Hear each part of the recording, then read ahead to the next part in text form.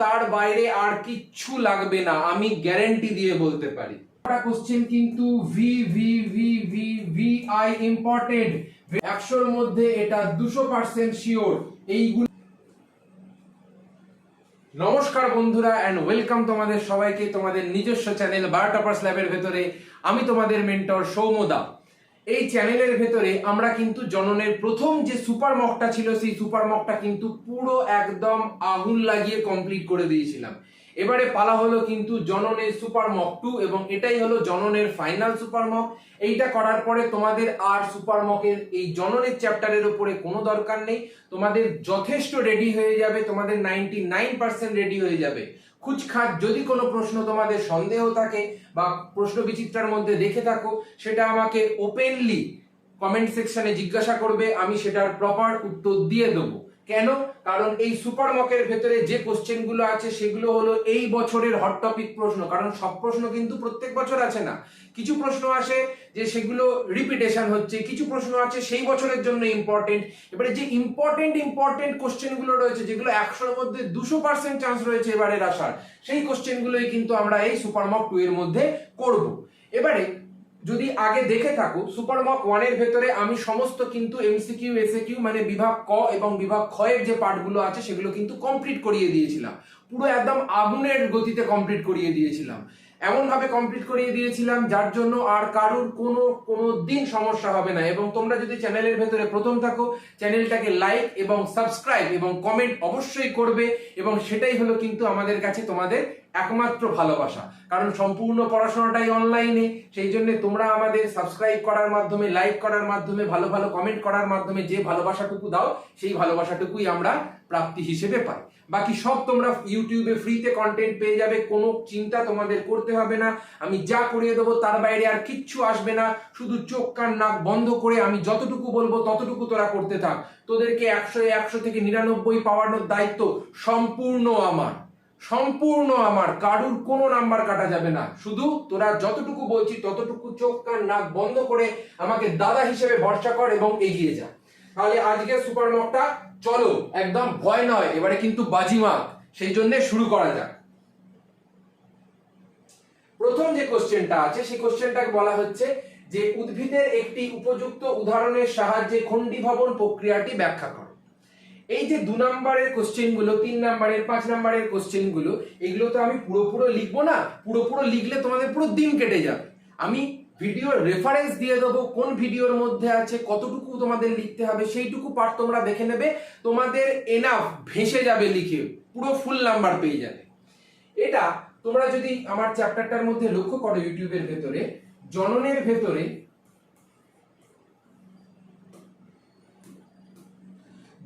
ভেতরে আমি যে পার্ট 1টা দিয়েছিলাম, সেই পার্ট 1 এর ভেতরে আমি অযৌন জননের ভেতরে খণ্ডীভবন প্রক্রিয়াটা পড়িয়েছিলাম। পার্ট 1 অথবা পার্ট 2 এর মধ্যে একটা পড়িয়েছিলাম। এবারে এই পার্ট 2 এর ক্ষেত্রে আমরা দেখতে পাচ্ছি যে অযৌন জননের ক্ষেত্রে বিভিন্ন প্রক্রিয়া হয়, কোরকোদ্গম হয়, বাডিং হচ্ছে, খণ্ডীভবন হচ্ছে, পুনরুৎপাদন হচ্ছে, দ্বিবিভাজন হচ্ছে, এরকম বিভিন্ন প্রক্রিয়া হচ্ছে। এবার এই খণ্ডীভবন প্রক্রিয়াটা কি? খণ্ডীভবন প্রক্রিয়াটা হলো এমন একটা প্রক্রিয়া যেখানে আমরা দেখতে পাচ্ছি যে কোনো একটা উদ্ভিদের অঙ্গ বা কোনো একটা জীবের অঙ্গ সেটা মাঝখান থেকে ছিন্ন হয়ে গেল, এবং ধরো পেনটা মাঝখান থেকে ছিন্ন হয়ে গিয়ে দুটো আলাদা আলাদা পেন উৎপন্ন করলো, সেই প্রক্রিয়াটাকেই আমরা বলে থাকি খণ্ডীভবন প্রক্রিয়া। এবং এই খণ্ডীভবন প্রক্রিয়াটা কোন উদ্ভিদের মধ্যে দেখা যায় এটাও ছেলেমেয়েরা গুলিয়ে ফেলে, এটাও আমি কিন্তু পরিষ্কার উদাহরণ সহযোগে পুরো বুঝিয়ে দিয়েছি, ইন ডিটেল এক্সপ্লানেশন করে দেওয়া রয়েছে প্রত্যেকটা উত্তরে। সেই জন্য আমি রেফারেন্স দিয়ে দেবো প্রত্যেকটা উত্তরে। তোমরা ভিডিওগুলো যদি না দেখে থাকো এক্ষুনি গিয়ে দেখে নাও, এবং প্রত্যেকটা উত্তর এবং প্রত্যেকটা কোশ্চেন এবারের জন্য খুব ইম্পর্টেন্ট, এবং প্রত্যেকটা ভিডিওর মধ্যে উত্তর কিন্তু দেওয়া রয়েছে, তোমাদের কোনো চিন্তা করতে হবে না, প্রত্যেকটার উত্তর ভিডিওর মধ্যে দেওয়া রয়েছে। আমিও আলোচনা করে দিচ্ছি, এখন তোমরা শুধু পড়ো। কোন উদ্ভিদের মধ্যে দেখা যায়? স্পাইরোগাইরার ক্ষেত্রে দেখা যায়।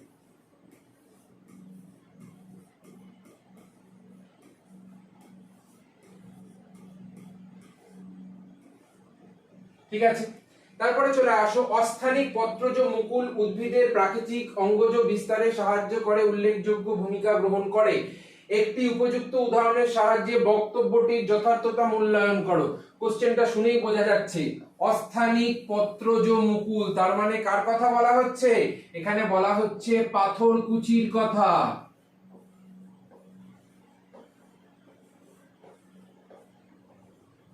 যে পার্ট 1 ভিডিওটা আছে, সেই পার্ট 1 ভিডিওটা যদি খুব ভালো করে দেখে থাকো, ওখানে দেখবে পাথরকুচির যে অঙ্গজ জনন, যেটাকে আমরা বলে থাকি পত্রাশয়ী মুকুলের সাহায্যে, সেই পত্রাশয়ী মুকুলগুলো পাতার কিনারা বরাবর উৎপন্ন হয় এবং সেই কিনারা বরাবর উৎপন্ন হওয়া মুকুলগুলো যদি মাটির মধ্যে ছিন্ন হয়ে পড়ে যায়, তাহলে সঙ্গে সঙ্গে সেখান থেকে কিন্তু নতুন করে প্রাকৃতিক অঙ্গজ জনন প্রক্রিয়ার সাহায্যে কিন্তু উৎপন্ন হবে নতুন করে পাথরকুচি উদ্ভিদ।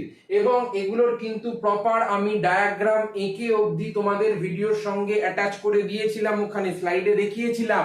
এবং সেই ভিডিওগুলো যদি সেই ডায়াগ্রামগুলো তোমরা যদি 2 নম্বরে এঁকে দিতে পারো, তোমাদের চুটকিতে নাম্বার উঠবে, আমি দাবি করে বলতে পারি।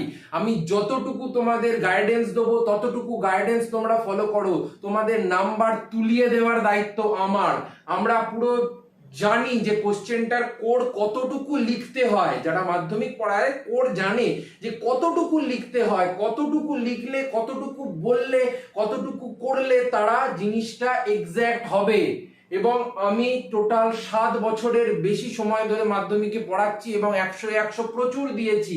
সেই জন্য তোমরা শুধুমাত্র চোখ কান নাক বন্ধ করে এই চ্যানেলে ভরসা করে বসে থাকো এবং আমি যা কন্টেন্ট দেবো এই কোশ্চেনগুলোকে পুরো ঝড়ের গতিতে শুধু পড়বে, ভিডিও দেখবে, পড়বে, নোট ডাউন করবে, নিজের নোটস বানাবে এবং তার বাইরে আর কিচ্ছু লাগবে না, আমি গ্যারান্টি দিয়ে বলতে পারি। এবারে চলে আয় মাইক্রো প্রপাগেশন বা অনুবিস্তারণ যে পদ্ধতিটা রয়েছে, সেটা একটা রেখাচিত্রের মাধ্যমে দেখা। আমি এই রেখাচিত্রটাও কিন্তু যে জননের প্রথম ভিডিওটা রয়েছে, সেই জননের প্রথম ভিডিওটার মধ্যে আমি কিন্তু পুরো রেখাচিত্রটাকে করে দেখিয়ে দিয়েছিলাম। যে প্রথমে, তাও আমি বলে দিচ্ছি একবার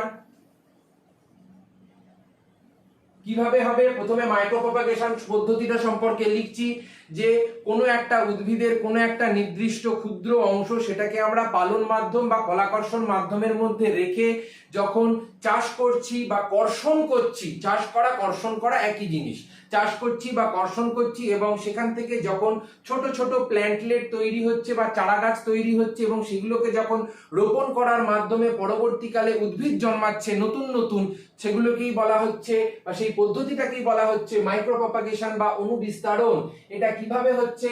প্রথমে একটা উদ্ভিদের আমরা কলা অথবা কোষ নিয়ে নিচ্ছি, তারপরে সেটাকে একটা পালন মাধ্যমের মধ্যে রেখে দিচ্ছি এবং সেই পালন মাধ্যমের মধ্যে রাখার ফলে কি উৎপন্ন হচ্ছে?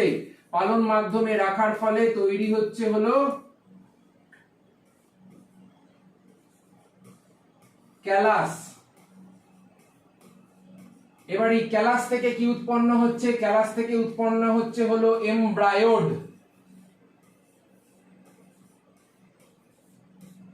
এবং এই এমব্রায়োড থেকে কি উৎপন্ন হচ্ছে? এমব্রায়োড থেকে উৎপন্ন হচ্ছে হলো প্ল্যান্টলেট।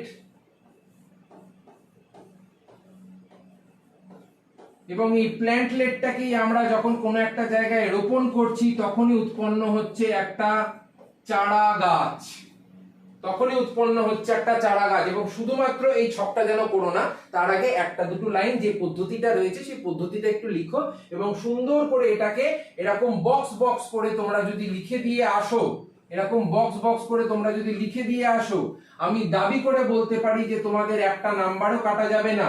এবং আর কি করবে? আর করবে হলো ঠিক এর নিচে কিসের চিত্র লিখেছো বা কিসের রেখাচিত্র বানিয়েছো সেটা লিখে দেবে, যে অনুবিস্তারণ পদ্ধতির রেখাচিত্র অথবা মাইক্রোপ্রপাগেশন পদ্ধতির রেখাচিত্র। ফুল নাম্বার কনফার্ম। মাইক্রোপ্রপাগেশনের উদ্দেশ্য বা গুরুত্ব কি এটাও আমরা পড়েছিলাম। যে প্রথমত হলো যে নিম্নমানের উদ্ভিদগুলো রয়েছে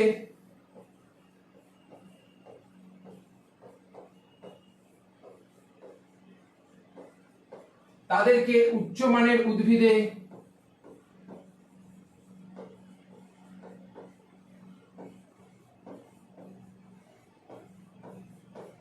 পরিবর্তন করা। তার সঙ্গে সঙ্গে যে সমস্ত বীজের অঙ্কুরণ হার খুব ধীর গতি,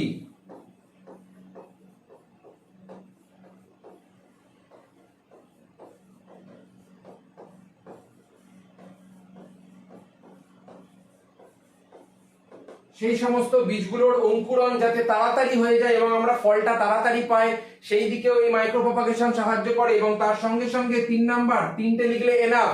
3 নাম্বার কি? 3 নাম্বার হলো যে বিপন্ন সম্প্রদায়ের যে সমস্ত উদ্ভিদ প্রজাতি রয়েছে, বিপন্ন উদ্ভিদ প্রজাতি সংখ্যা বৃদ্ধি করা।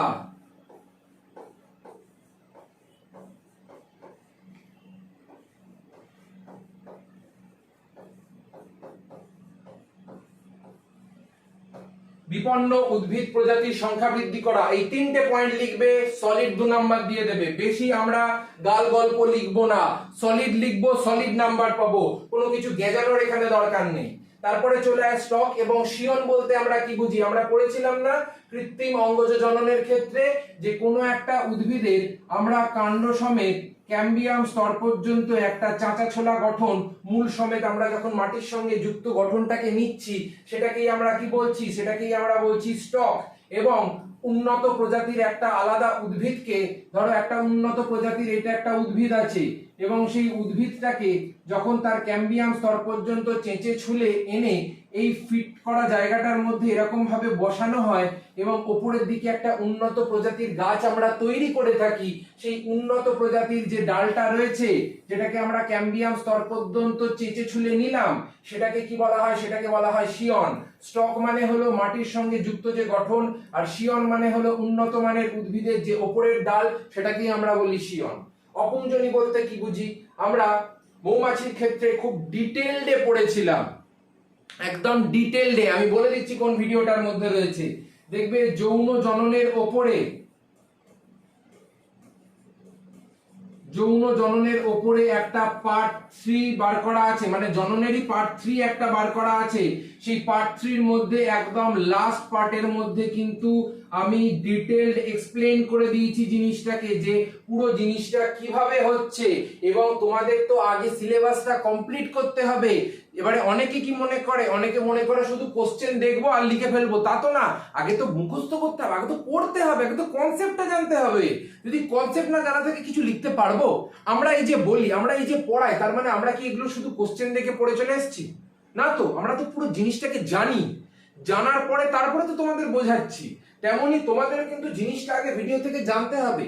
মক মানে এটা না যে আমরা এমন একটা কোশ্চেন দিয়ে দেবো যে সেখান থেকে বলে দেবো আর তোমরা পড়বে না আর সেটাই এরকম ভাবে হয়ে যাবে, তা না। মক মানে হলো ওই কোশ্চেন গুলো আসবেই আসবে, এটুকু আমি গ্যারেন্টি, 100 না 1000% গ্যারেন্টি, ওই কোশ্চেন গুলোই আসবে।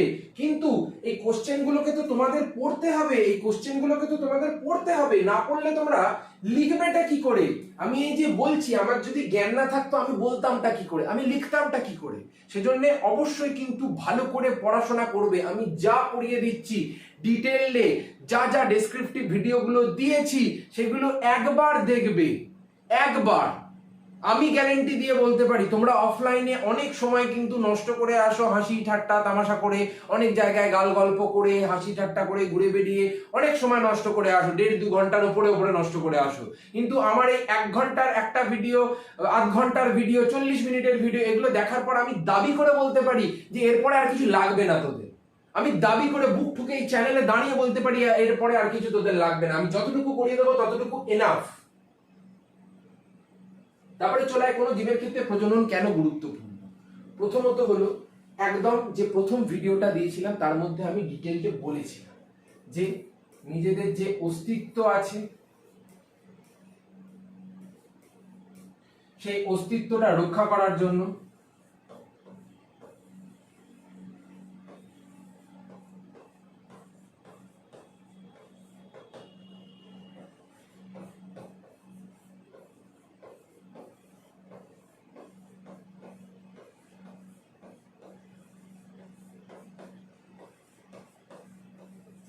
প্রজাতির সংখ্যা বৃদ্ধি করার জন্য, তারপরে হলো বংশ বিস্তার করার জন্য,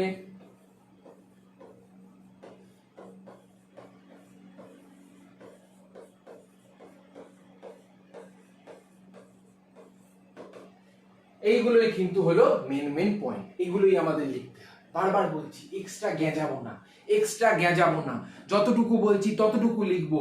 এক্সট্রা যদি জানি তাহলে সেই পয়েন্টগুলো আমরা এর পরিপ্রেক্ষিতেও যদি আরো পয়েন্ট জানি সেটাকে আমরা এদের তিনটের মধ্যে থেকে রিপ্লেস করে দিতে পারি, কিন্তু আমরা তিনটের বেশি লিখবো না, এটা মাথায় রাখবে। তিনটের বেশি আমরা কিচ্ছু করব না। তারপরে চলে আসো অঙ্গজ জনন, অযৌন জনন এবং যৌন জননের মধ্যে কোনটা সবথেকে জটিলতর এবং উন্নততর এবং কেন? সবথেকে জটিলতর কোনটা? যৌন জনন। কেন? কারণ এখানে দুটো আলাদা আলাদা জনিত্রী জীবের প্রয়োজন হয় এবং সেই জনিত্রী দুটো জীব থেকে আলাদা আলাদা গ্যামেট উৎপন্ন হয় এবং সেই গ্যামেট দুটো যখন পারস্পরিক মিলন হয় তারপরেই সেখান থেকে তৈরি হয় একটা জাইগোট এবং সেই জাইগোটটাই যখন পরবর্তীকালে পরিস্ফুরণ ঘটছে সেখান থেকে কি তৈরি হচ্ছে? সেখান থেকে তৈরি হচ্ছে হলো ভ্রূণ। সেই জন্য এই ভ্রূণ তৈরির এই যে প্রক্রিয়া, প্রথমত এটা হলো অনেক সময় সাপেক্ষ এবং বড় একটা প্রক্রিয়া। যেমন আমরা নিজেরাই মানুষেরা মায়ের গর্ভে 9 মাস 10 দিন ধরে থাকি বা 9 মাস থাকি বা 8.5 মাস থাকি, এরকম একটা বড় টাইম পিরিয়ড থাকছি। কেন থাকছি? কারণ আমরা খুব উন্নত ধরনের জীব। কেন? কারণ আমাদের দেহের ভেতরে যেহেতু দুই ধরনের ভিন্ন ভিন্ন উন্নত বৈশিষ্ট্যের গ্যামেটের মিলনের ফলে তৈরি হচ্ছে, তার ফলে এখানে কি সৃষ্টি হচ্ছে? এখানে কিন্তু আমরা পরিব্যক্তি দেখতে পাচ্ছি, যেটা একটা জীবের মধ্যে বিভিন্ন ধরনের পরিবর্তন নিয়ে আসতে সাহায্য করে।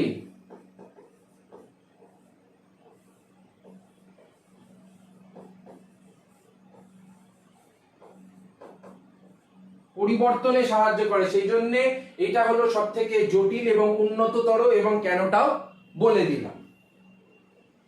তারপরে চলে আসো যৌন জননের অসুবিধা। প্রথম অসুবিধা কি?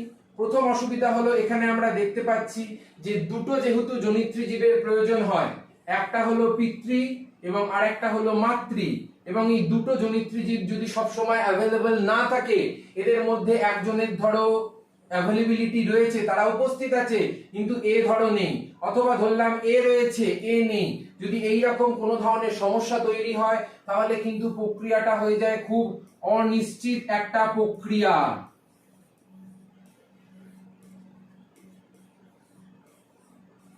প্রক্রিয়াটা খুব অনিশ্চিত একটা প্রক্রিয়া হয়ে যাচ্ছে। এবং তার সঙ্গে সঙ্গে আরেকটা অসুবিধা কি আছে? আরেকটা অসুবিধা হলো অনেক বেশি সময় সাপেক্ষ।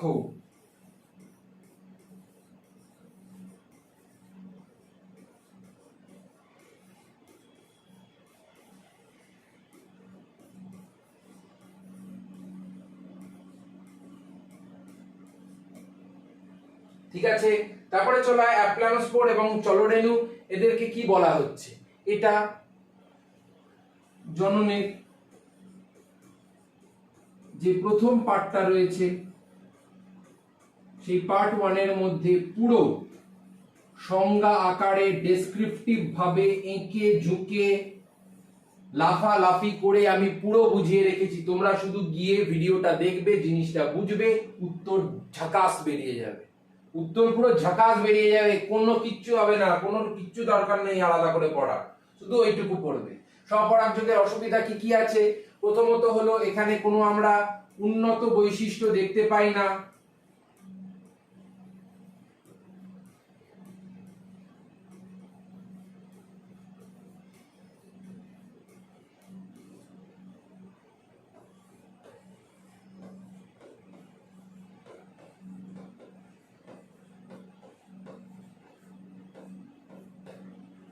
এটা একটা।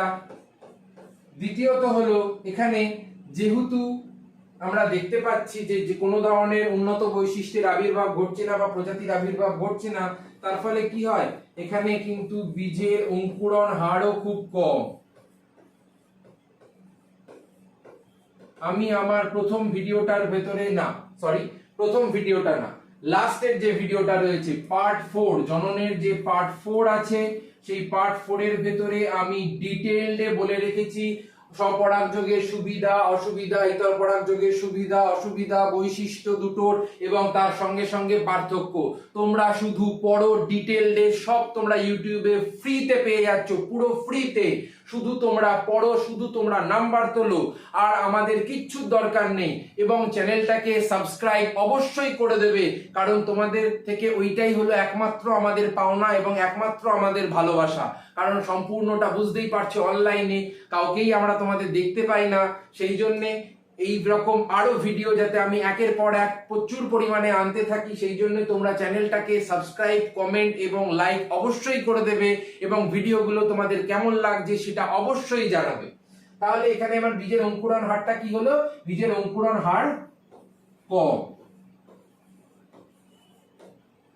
তারপরে চলে ইতর পরাগযোগ একটি অনিশ্চিত প্রক্রিয়া, ব্যাখ্যা করো। অবশ্যই অনিশ্চিত প্রক্রিয়া। কেন? কারণ ধরে নেই এটা একটা উদ্ভিদ আছে এবং পাশে ধরে নে এইটা একটা উদ্ভিদ আছে। এবারে এখানে ইতর পরাগযোগের ক্ষেত্রে এটা ধরে নিলাম দুটোর মধ্যে ডিসটেন্স আছে হলো 1 কিলোমিটার, তার মানে অনেকটা দূরে আছে উদ্ভিদ দুটো। এবার এদের দুজনের মধ্যে যদি পরাগযোগ ঘটাতে হয়, তাহলে কে ঘটাবে? ঘটাবে হলো আমাদের মৌমাছি।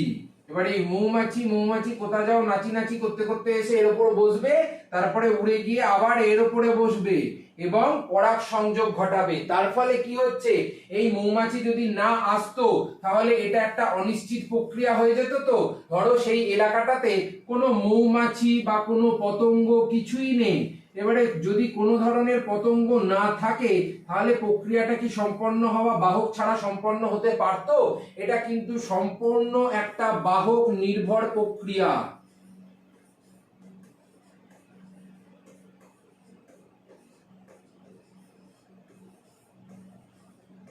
সম্পূর্ণ একটা বাহক নির্ভর প্রক্রিয়া, সেই জন্য বাহক ছাড়া এরা কিন্তু অনিশ্চিত, এদের মধ্যে পরাগযোগ সম্পন্ন হতে পারবে না। এটাই হলো এটার অ্যান্সার, এর বাইরে আর কিছু তোমাদের লাগবে না। তারপরে চলে আসো উদাহরণ সহযোগে বায়ু পরাগী ফুলের বৈশিষ্ট্য। এটাও তোমাদের ইন ডিটেল ভিডিওর মধ্যে পুরোটা বোঝানো রয়েছে। সবকটা যদি আমি বলতে যাই, এগুলো হলো কি বলতো, এগুলো হলো একদম পাতি সহজ সরল কিন্তু ইম্পর্টেন্ট কোশ্চেন।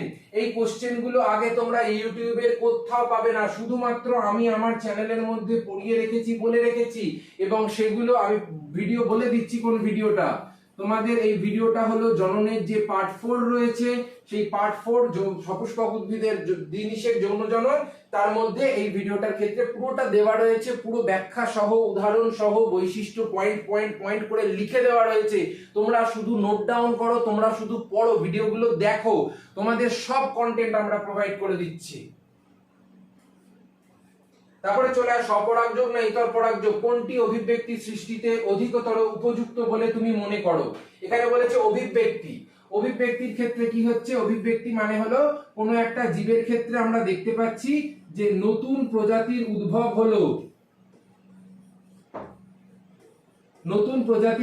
হলো এবং সেই নতুন প্রজাতিটা কোনো একটা জায়গায় সক্ষমভাবে বাঁচতে পারলো, এবং এই যে সক্ষম ভাবে বাঁচার জন্য অভিব্যক্তি যে আসছে, এই অভিব্যক্তি কখন আসবে?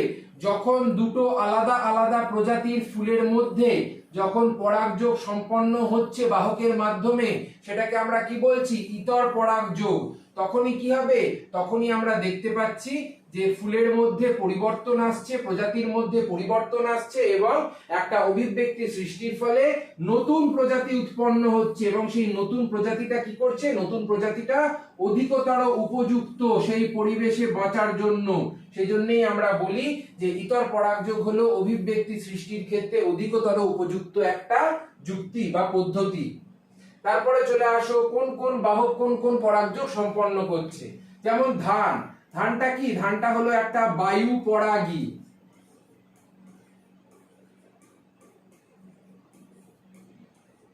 তারপরে চলে আসো পাতাঝাজি হলো জল পরাগী।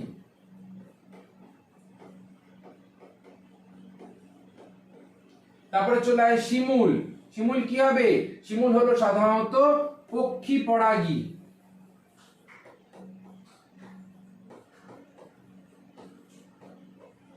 এবং আম হলো পতঙ্গ পরাগী।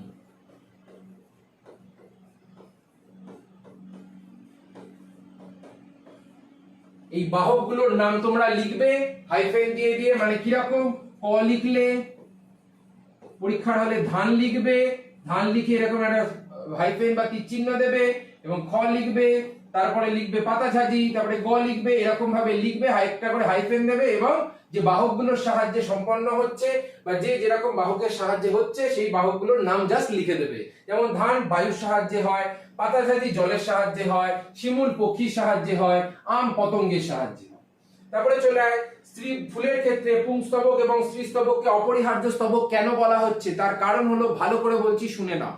তার কারণ হলো কোনো একটা ফুলের মধ্যে যে পরাগযোগ সম্পন্ন হচ্ছে বা দুটো ফুলের মধ্যে যে পরাগযোগ সম্পন্ন হচ্ছে, সেই পরাগযোগ সম্পন্ন হওয়ার জন্য আমাদের ফুলের মধ্যে কি চাই, আমাদের ফুলের মধ্যে পুংস্তবকও চাই এবং স্ত্রীস্তবকও চাই।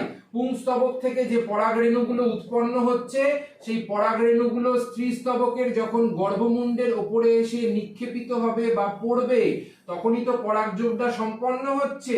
এবং এই পরাগযোগ যদি সম্পন্ন না হয়, তাহলে একটা ফুলের প্রজাতি কোনোদিনই কিন্তু তার বংশগতি ধরে রাখতে পারবে না। এবং তারা যদি বংশগতি ধরে না রাখতে পারে, তাহলে তারা কি হবে, তাহলে তারা অবলুপ্ত হয়ে যাবে। সেই জন্য অবলুপ্ত হওয়ার হাত থেকে বাঁচানোর জন্য এই স্ত্রীস্তবক এবং পুংস্তবক এরা হলো জননে সাহায্যকারী স্তবক, এদের জননে সাহায্য করে এবং তার সঙ্গে সঙ্গে বংশগতির ধারাটাকে বজায় রাখার মাধ্যমে এদেরকে অবলুপ্ত হয়ে যাওয়ার হাত থেকে রক্ষা করতে সাহায্য করে। না হলে কি হবে, না হলে এরা অবলুপ্ত হয়ে যাবে যদি না করে। তারপরে চলে আয় আইসোগ্যামি অ্যানাইসোগ্যামির মধ্যে পার্থক্য। একদম সহজ। আইসো মানে কি বলেছিলাম, ভিডিওর মধ্যে পুরো বলে দেওয়া রয়েছে। এটার জন্য তোমরা থার্ড ভিডিওটা দেখে নেবে, পার্ট 3 যেটা রয়েছে। আমি ছবিটা এঁকে তাও বলে দিচ্ছি তোমাদের। আইসোগ্যামির ক্ষেত্রে কি বলেছিলাম, যে সম আকার আকৃতি এবং আয়তন যুক্ত দুটো গ্যামেটের মধ্যে মিলনের ফলে যে জাইগোট উৎপন্ন হচ্ছে, সেই জাইগোট থেকে যখন পরবর্তীকালে ভ্রূণ সৃষ্টি হচ্ছে, এই সম আকার আয়তন এবং আয়তন যুক্ত যে গ্যামেটের মিলন ঘটেছে, এদেরকেই আমরা বলি আইসোগ্যামি। আর অ্যানাইসো মানে কি, অ্যানাইসো মানে হলো একটা বড় আকার আকৃতি যুক্ত এবং একটা ছোট আকার আকৃতি যুক্ত এবং সচল গ্যামেটের সঙ্গে যদি মিলন হয় এবং পরবর্তীকালে তারা যুক্ত হয়ে যে জাইগোট গঠন করবে এবং সেখান থেকে যখন ভ্রূণ সৃষ্টি হচ্ছে, সেই পদ্ধতিটাকেই আমরা কি বলছি, সেই পদ্ধতিটাকেই বলা হয় অ্যানাইসোগ্যামি।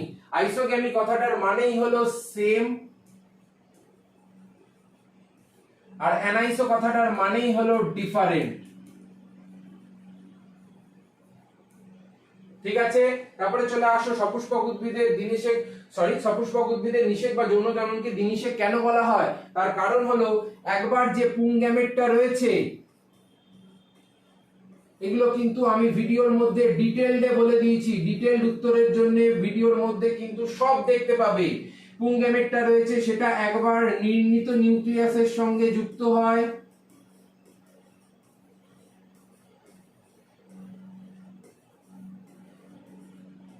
দিয়ে কি তৈরি করছে, দিয়ে তৈরি করছে হলো শস্য, যেটা হলো একটা 3n প্রকৃতির, নির্মিত নিউক্লিয়াস 2n প্রকৃতির এবং পুং গ্যামেট হলো n প্রকৃতির। এটা হলো একটা নিষেক প্রক্রিয়া। এবং আরেকটা হলো কি, আরেকটা হলো এই পুং গ্যামেট এবং তার সঙ্গে সঙ্গে যে ডিম্বাণু রয়েছে ফুলের ভেতরে, সেই ডিম্বাণুটা যখন মিলিত হচ্ছে, এই দুটো এন যখন মিলিত হচ্ছে, তখন কি তৈরি করছে, তখন তৈরি করছে হলো জাইগোট। তাহলে দুবার নিষেক সম্পন্ন হলো, একবার পুং গ্যামেট নির্মিত নিউক্লিয়াস, একবার পুং গ্যামেট ডিম্বাণু। তারপরে 3 নাম্বার এবং 5 নাম্বার, এখানে কি বলা হচ্ছে, জনুক্রম। জনুক্রমের মধ্যে আমি ভিডিওর মধ্যে এগুলো একটু যেহেতু বড়, এগুলোর আমি ভিডিওর রেফারেন্স দিয়ে দিচ্ছি, তুমি ভিডিও থেকে দেখবে, পুরোটা বুঝে যাবে এবং সেখান থেকে তোমরা পুরো একদম পুরো আগুনের মতো কাঁপিয়ে দিয়ে উত্তর লিখতে পারবে। এবার আমি যদি বুঝতেই পারছো প্রত্যেকটার উত্তর আমি এখানে ধরে ধরে ধরে ধরে লিখতে যাই, একটা গোটা বোর্ড তোমাদের বিশাল ভিডিও হয়ে যাবে, 4-5 ঘন্টার ভিডিও হয়ে যাবে এক একটা, অত তোমরাও বুঝতে পারবে না তখন। সেই জন্য আমি ভিডিও রেফারেন্স দিয়ে দিচ্ছি। একদম যে জননের পার্ট 4টা রয়েছে, যেখানে সপুষ্পক উদ্ভিদের যৌন জনন দ্বিনিষেক বলা আছে, সেখানে দেখবে একদম লাস্টের দিকে ফার্নের যে জনুক্রম, সেই ফার্নের জনুক্রম একটা ওয়ার্ড ডায়াগ্রামের মধ্যে বোঝানো রয়েছে। সেই ওয়ার্ড ডায়াগ্রাম সমেত ফার্নের জনুক্রমটা দেখে নেবে এবং উদাহরণ সহযোগে পরিষ্কার যে শব্দ ছকটা আমি হাতে লিখে নিজে বানিয়েছি সেটা লিখে দেবে, ব্যাস। আর একটা দুটো লাইন জনুক্রম কাকে বলে, কিভাবে হচ্ছে, এইটুকু একটু বলে দেবে, ব্যাস। আর কিচ্ছু লাগবে না, ফুল নাম্বার পেয়ে যাবে। তারপরে হলো উদ্ভিদের কৃত্রিম অঙ্গজ জননের যে কোনো দুটো প্রক্রিয়া। কৃত্রিম অঙ্গজ জননের ক্ষেত্রে আমরা কি কি দেখতে পাচ্ছি, একটা দেখতে পাচ্ছি হলো শাখা কলম,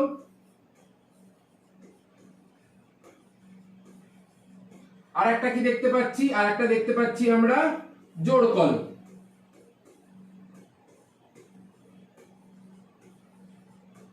শাখা কলমে কি করছি, শাখা কলমে আমরা কোনো একটা উদ্ভিদের শাখাকে কেটে নিয়ে মাটির মধ্যে রোপণ করে দিচ্ছি, সেখান থেকে ডালপালা হয়ে যাচ্ছে।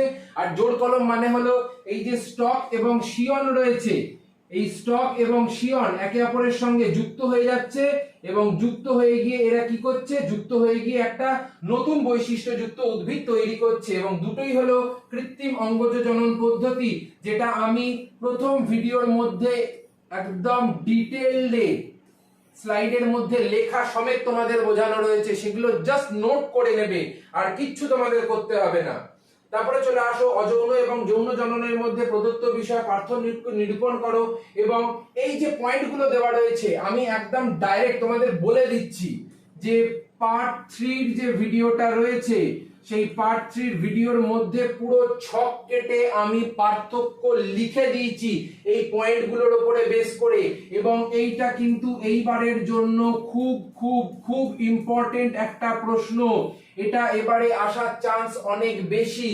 সেই জন্য এই যে পয়েন্টগুলো রয়েছে ক থেকে 6 পর্যন্ত সবকটা পয়েন্টের আমি ডিটেইল এক্সপ্লেনেশন জননের পার্ট 3 ভিডিওর মধ্যে দিয়ে রেখেছি।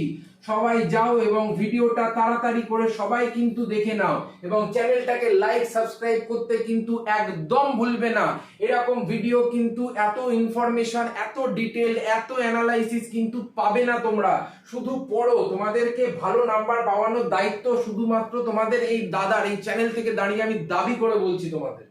তারপরে হলো উপযুক্ত উদাহরণ সহ অযৌন জননের 5টি পদ্ধতি, একদম পাতি ডাইরেক্ট প্রশ্ন। আমরা কি কি লিখবো, একটা আমরা লিখবো বিভাজন,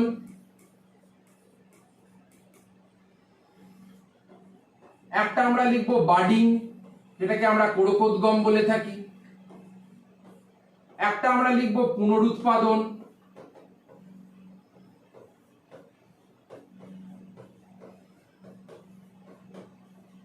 আরেকটাকে বলা হচ্ছে কি, আরেকটাকে বলা হচ্ছে খণ্ডীভবন।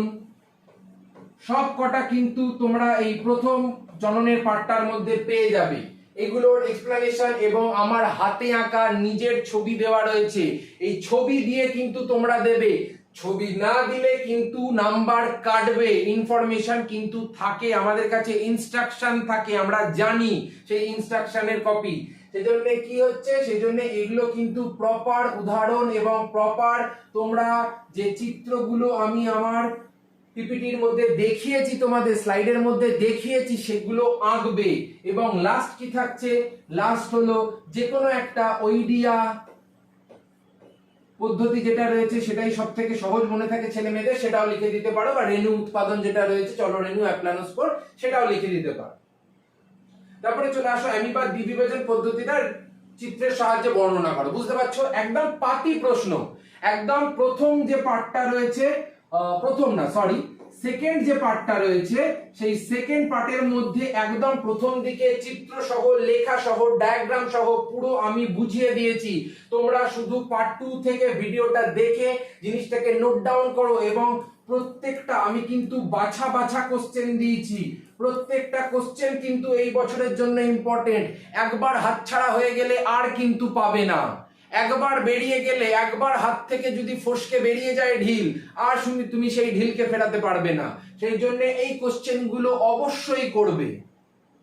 আসো স্বপরাগযোগ এবং ইতর পরাগযোগের পার্থক্য লেখো। এটাও কিন্তু আমি বলে দিচ্ছি, এটা আমি জননের মধ্যে যে লাস্ট পার্টটা রয়েছে সেখানে পুরো ছক করে লিখে পুরো ফাইনাল সেট করে দিয়েছি। সেটা তোমরা জাস্ট পড়বে, নোট ডাউন করে নেবে খাতার ভেতরে এবং তারপরে বারবার ওগুলোই পড়তে থাকবে, রিভিশন করতে থাকবে। এই কোশ্চেনগুলো এইবারের জন্য খুব খুব খুব ইম্পর্টেন্ট। এইগুলো আসার চান্স 100-র মধ্যে 150 থেকে 200%। সেই জন্য বারবার বলছি, হাত থেকে ঢিল বেরিয়ে গেলে, ফসকে গেলে কিন্তু আর তোমরা পাবে না।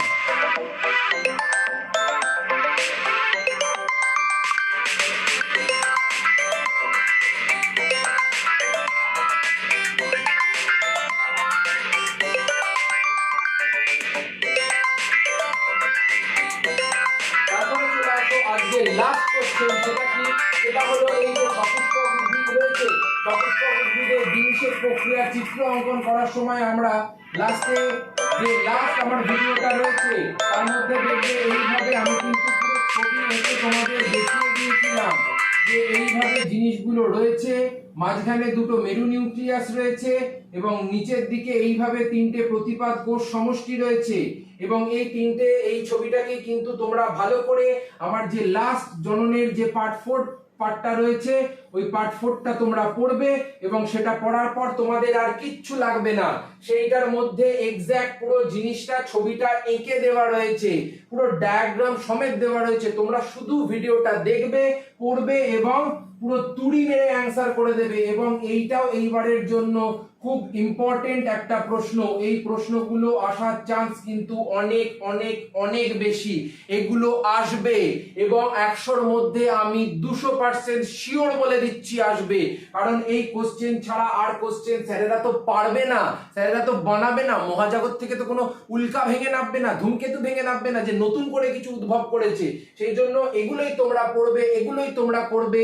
যদি নতুন করে কিছু দেখে থাকো, বুঝে থাকো, পড়ে থাকো, যেটা তোমাদের সমস্যা হচ্ছে, অবশ্যই আমাকে কমেন্টে জানাবে। আমি সেইটার উপরেও একটা ভিডিও কিন্তু তোমাদের থেকে কোশ্চেন নিয়ে বানিয়ে দেবো যেখানে যা সমস্যা থাকবে। সেই জন্য এই ভিডিওগুলো বারবার বলছি, এই যে কটা আমি কোশ্চেন করালাম সেই কটা কোশ্চেন কিন্তু VI important, very very very very very important.